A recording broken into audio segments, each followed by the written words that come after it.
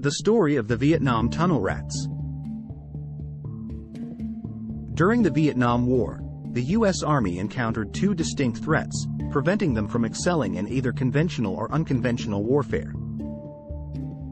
On one hand, the North Vietnamese Army's conventional forces commanded great respect and posed a significant challenge. On the other hand, the Viet Cong, an insurgent group operating as the National Liberation Front of South Vietnam, presented a very tangible danger to the soldiers throughout the conflict. The Viet Cong employed a clever strategy by utilizing tunnels, which proved highly effective in their insurgency. These tunnel networks allowed them to have manufacturing, resupply, and planning space conveniently close to their intended targets. However, due to the narrow and restrictive nature of the tunnels, only a few soldiers could fit inside and effectively pursue the guerrillas into their hiding places. Recognizing the unique nature of this challenge, the Army acknowledged the necessity of forming a select group of experts to address the issue.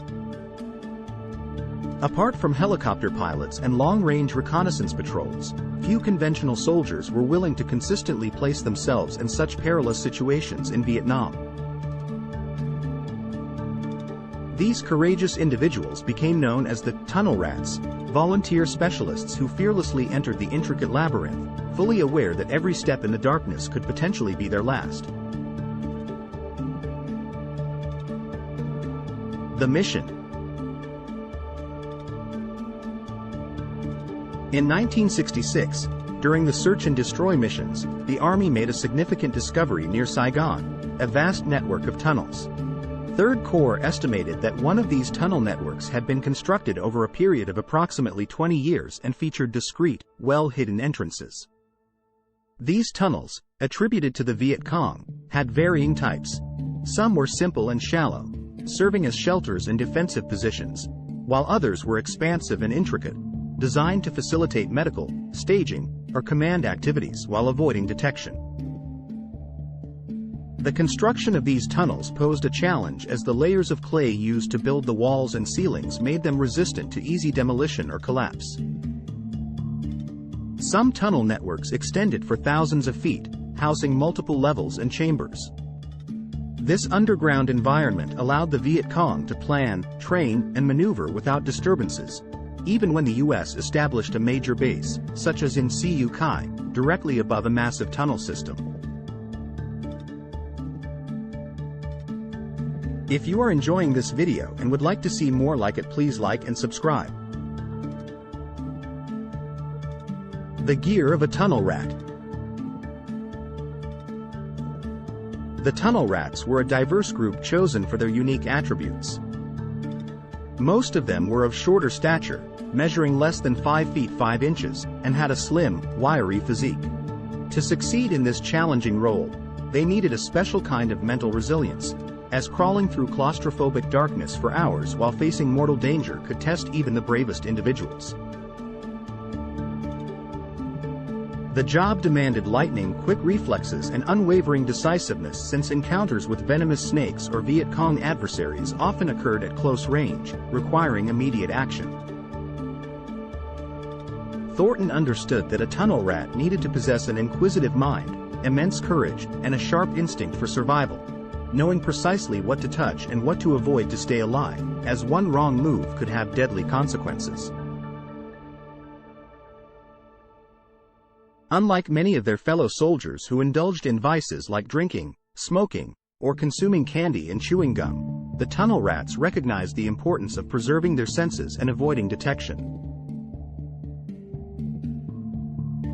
Instead, they dedicated themselves to intense training, equipping themselves and others with the skills necessary to survive and operate effectively underground. No room for you. Gaining entry to the tunnels was often a challenging task, as the entrances were skillfully hidden and required careful searching to discover. These tunnels were usually devoid of electric lighting and were cleverly designed to minimize any signs of ventilation. Uncovering most tunnels involved painstaking exploration, and tunnel rats would only be called in once regular patrols had identified an entrance. However, there were instances when gaining access was more straightforward.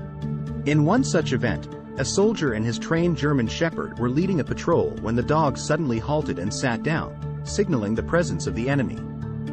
Swiftly, the patrol stopped and remained on high alert. The top of a well-concealed tunnel suddenly burst open, and a Viet Cong soldier emerged, holding grenades. He was swiftly shot and killed, while a tunnel rat descended into the tunnel and apprehended a high-ranking Viet Cong officer. The Viet Cong often booby-trapped the tunnel entrances or placed grenades in nearby trees to target any soldiers attempting to gain access. Once soldiers managed to enter a tunnel system, tunnel rats faced a difficult decision regarding their gas masks. The gas mask, while providing protection, deadened sounds and restricted their vision. However, most tunnel rats could not risk putting on their gas masks inside the tunnel, as they might encounter poison gas released by the fleeing Viet Cong. By 1969, experienced tunnel rats had developed tactics to improve their chances of entering the tunnels safely. They would either roll a fragmentation grenade into the entrance or use explosives to blow it open. The latter approach also helped to neutralize any booby traps on the doors. Although this might alert anyone inside the tunnel to their presence, some tunnel rats preferred this method to gain unopposed access. The tunnel systems constructed by the Viet Cong were heavily booby-trapped, posing great danger to the tunnel rats. These brave individuals had to be prepared for encountering various traps, such as grenades, poison gas, pungy stake traps, and venomous snakes tethered to cause harm. These traps lacked the typical audio or scent clues that would signal the presence of a guerrilla waiting in ambush. Harold Roper, a tunnel rat from the early days of 1966, vividly recalled feeling an unparalleled sense of fear during his missions, surpassing any other fear he had experienced before or since. The number of Army tunnel rats in Vietnam was relatively small, around 100, and unfortunately, most of them met their demise either within the treacherous tunnels or during ambushes on the surface. The importance of tunnel rats. As recounted by a former Viet Cong officer, the tunnel rats proved highly effective in neutralizing more than 12,000 guerrillas and capturing many others. In a remarkable operation in August 1968, these intrepid individuals not only killed 3 Viet Cong members but also apprehended an astounding 153 more. The tunnel rats were instrumental in uncovering numerous caches of captured Viet Cong weapons and equipment. During one specific operation, the tunnel rats made a significant discovery.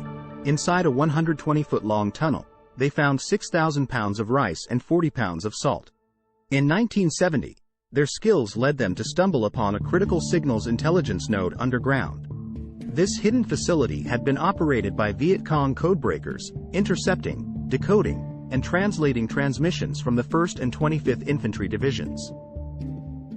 The exposure of this intelligence node resulted in an immediate improvement in the effectiveness and safety of both divisions, protecting them from deliberate ambushes.